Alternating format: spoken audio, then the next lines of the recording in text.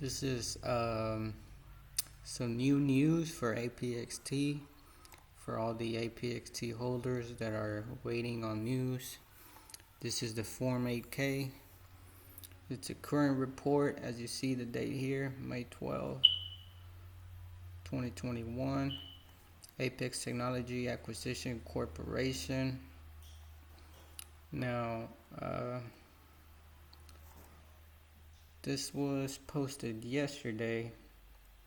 Here's the title of each class for if you have shares or if you have the warrants. As you see right here, the trading symbol. Now I don't see any date. They didn't post a date. As we know, JT is gonna go live around next week. They're gonna have a live conference. So either maybe we get news then, or we'll see what happens. Hopefully there'll be some new news, and